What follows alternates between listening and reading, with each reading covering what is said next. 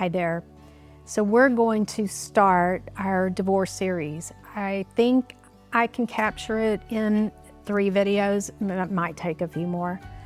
But I really want to talk about divorce in midlife and how the first 90 days of the divorce process is so crucial. You've lived half your life, and depending on how long your marriage lasted, you've got a lot of assets that you share in your divorce.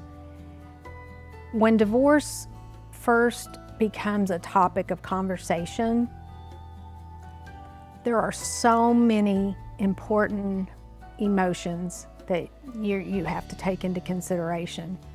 Because the most important thing that you can do right away is begin familiarizing yourself with envisioning what your life is going to look like solo and which assets are there. So you're going to make your list.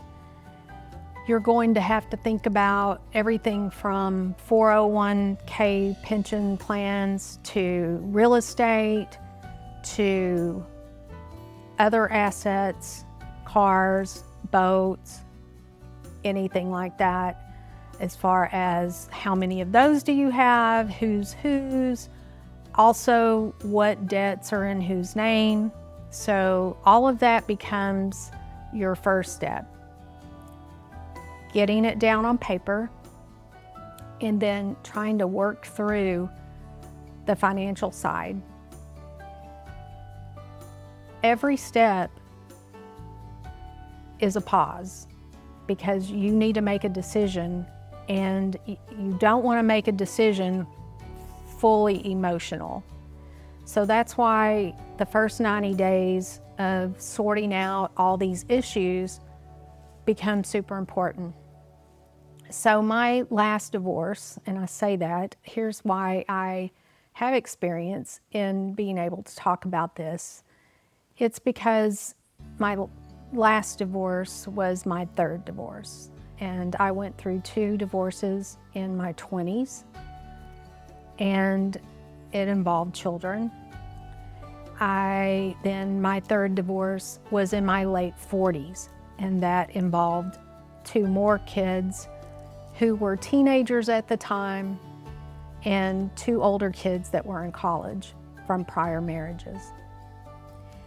And the thing that you need to fully think about when the topic comes up, whether it's your decision, your choice to make to bring it up, or your spouse, is you now have a huge set of circumstances that need to be settled. It's not easy. No one wants to go through this, but you aren't the only one going through it. So you're dealing with another person who also has the same thoughts and feelings somewhat like you do as far as the division of assets.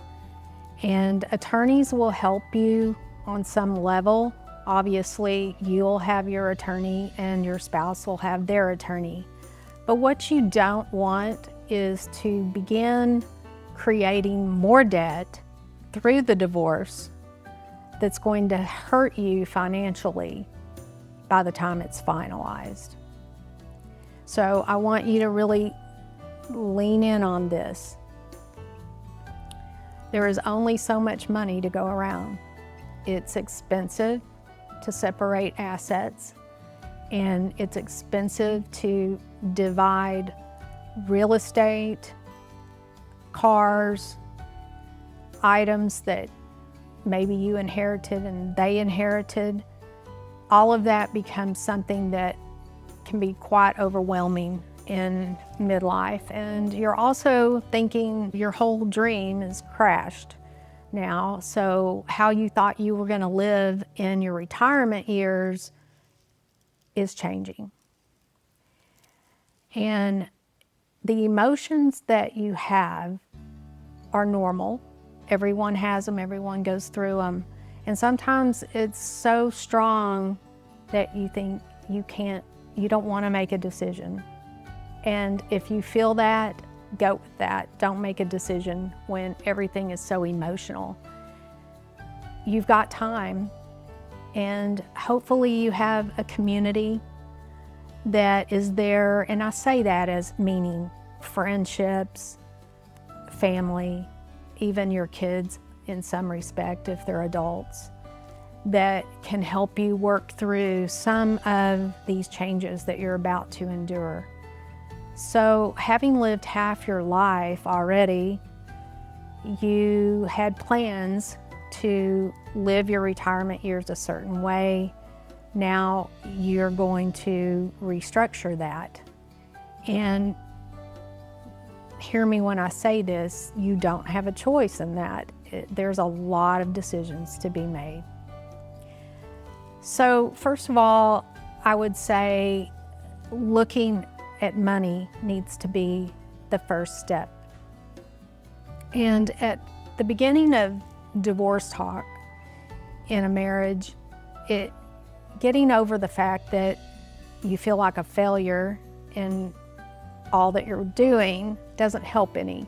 It's sort of like grieving in a way. You've just lost a dream, or you heard a full thought of how your life was going to go in your 50s and in 60s and 70s, and it's now changed. So as I studied where we are in America as far as people divorcing, they call it, it's so interesting to me, they call it gray divorce. Gray divorce, okay? I guess they could call it silver divorce or a lot of other things, but because of the age, it's now got its own term, gray divorce, and it's quite high. And it was so surprising to me to learn this. And if you haven't, it's a good idea to look up some of the statistics through AI, and so that you can fully understand that you are in a community a lot larger than you realized with this transition period in life, in your midlife. So I think just knowing that you're not alone and that many other people are going through this very same situation helps. You feel better that it's not just your club, it's a club that many are a part of.